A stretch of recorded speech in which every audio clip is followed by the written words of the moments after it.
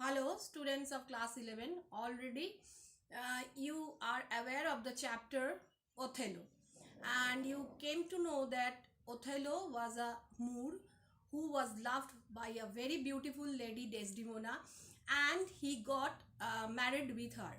But Brabantio did not accept their marriage, and he accused him of witchcraft and magic. He said that Othello had used witchcraft and magic to seduce General Desdemona. Later on, everything was settled, and Othello and Desdemona went to Cyprus, which was going to be attacked by the Turks. But a news came that the Turks had could not reach the island of Cyprus because there was a storm and they left the place. On the other hand, there was a conspiracy going on at the back of Othello and Desdemona and Cassio. The conspirator was a very was a very clever man and a shrewd man, Iago. Iago was making plan against Othello to kill to end him completely. What was the plan? He wanted to make Othello suspicious of Cassio and uh, Desdemona. Cassio was a young Florentine soldier who was a very confidential assistant of Othello, and he also mediated between the love affair of Othello and Desdemona. Desdemona also considered Cassio to be her friend, and Othello also admired Cassio and he believed him a lot. But Iago, the elder nobleman, was jealous of Cassio as Othello had given him the post of lieutenant. Iago thought that he was more capable, but he was deprived of the post. As a result, Iago became very jealous of Cassio. On the other hand, Iago suspected that Othello was having an affair with Desdemona. I was having an affair with his wife, Emilia. So, this is the scenario that happened in the story Othello. And on the another thing is that Othello went to Cyprus, and there the conspiracy of Iago started. Cassio was given the duty to take care of the soldiers who should not be drinking excessively, but Cassio failed to give the duty because Iago provoked him to drink. As a result, Iago provoked him, and as a result, Cassio got intoxicated and involved himself in a scuffle. And here, one worthy officer was hurt. Now, I will be starting the fifth part of the story.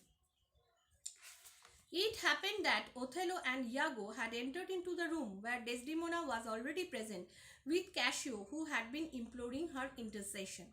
Now it happened that Cassio and Desdemona were discussing about the matter when Iago and Othello entered the room, and Cassio was requesting Desdemona to mediate for him.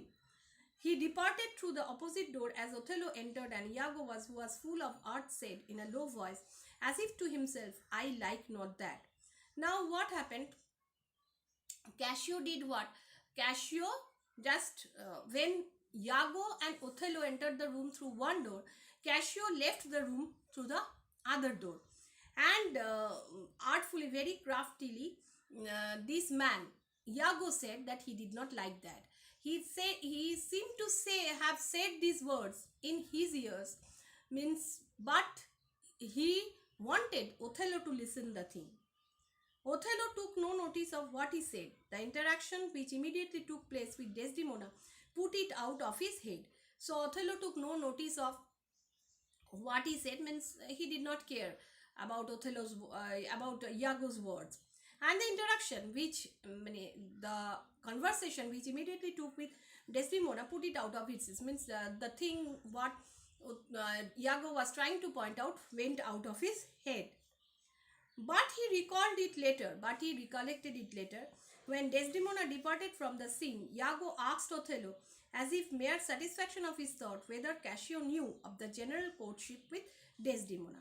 So when Desdemona went away from the scene, Iago was there. Iago asked Othello that whether Cassio knew about the general's love affair or general's courtship, means Othello's courtship with Desdemona. The general replied in affirmative and added that he had gone between them very often during the courtship. Iago raised his brow. Now, Othello said what? That he was the person who mediated between the love affair of Othello and Desdemona. And Iago raised his brow. Iago just was raised his brow, means he was in acute suspicion, as if he had got a fresh light on some terrible matter, and remarked, indeed. Now, and he acted in such a way, he raised his brow in such a way, it seemed that he had come to a very remarkable conclusion. He had come to know about a very great matter. And he then remarked, indeed, some terrible, he got a hint of a terrible matter. And he said, indeed, really, that Cassio was there in the love affair. This brought into Othello's mind the words of Iago, which he said while entering the room. Now Othello suddenly remembered the words of Iago which he said when he was entering the room. Thus he began to think there was some meaning in the private meeting of Desdemona with Cassio. Now he started thinking that there was something wrong in the meeting of Desdemona and Cassio. Othello deemed Iago to be a just man full of love and honesty. So he urged Iago to speak out of what he knew. Now Othello considered Iago, or Othello rather praised Iago to be a man who was of just character, full of love and honesty. So he requested Iago to speak out of what he knew. Means what Iago knew, Othello wanted to know. Now and what, said Iago, if some thoughts very vile should have intruded into my heart? He said, okay, what I would say, means something vile, means something very bad had gone into my heart. He went on to say that it would be a pity if any trouble would arise to Othello out of his imperfect observation. He was pretending to be very honest, and he said that he might be wrong. His idea might be wrong. So it would be a very bad thing if something terrible would happen. And between Othello and Desdemona, if something chaos would come, or a chaos would occur between Othello and Desdemona for his imperfect observation, for his wrong observation. So whatever had come into his breast, it was his totally his idea. But Iago's intention was to input the poison of his mind into Othello's ears, so that he could be suspicious of whom? Of Desdemona and Cassio. So by then Othello's curiosity, so it would be wise for Othello's peace to know his thoughts. Now Othello was in a disturbed state of mind. Slowly he was becoming jealous and he was becoming suspicious. So he told Iago that he should describe his observation before him, because it would bring peace to his mind. By then Othello's curiosity was raised almost to distraction, and Iago, as if in earnest care of Othello's mind, sought him to be cautious of envy. Now by then Othello was so curious, it seemed that he was extremely curious, and it seemed that he was distracted, means he could not concentrate in any of the other affairs but to think of Desdemona and Cassio. And on the other hand, Iago pretended that he was very much careful about the state of mind of Othello, and he also warned him to be cautious of envy. He said that he should not be jealous of Cassio. By the very caution, he pretended to give him against suspicion. I know, said Othello, that my wife is fair, loves company and feasting, is free from speech, sings, plays, and dances well. But where virtue is, these qualities are virtuous. I must have proof before I think her dishonest. So by the very caution, he pretended to give him what? against suspicion. He knew that, said Othello, that my wife is fair. His wife was fair.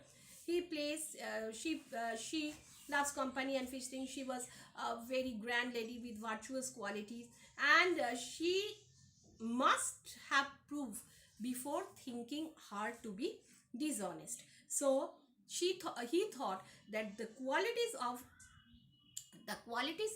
Desdemona were very good qualities, and before thinking her to be dishonest, he had to have enough proof.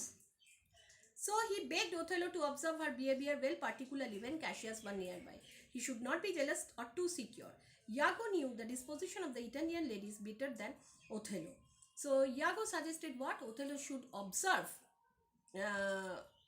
observe Desdemona's behavior particularly in front of Cassio, and he should not be jealous of too much secure, means he should not entirely depend on Cassio and Desdemona, that they did not have any kind of illicit affair, but he also at the same time should not be jealous. But these things Iago did, why?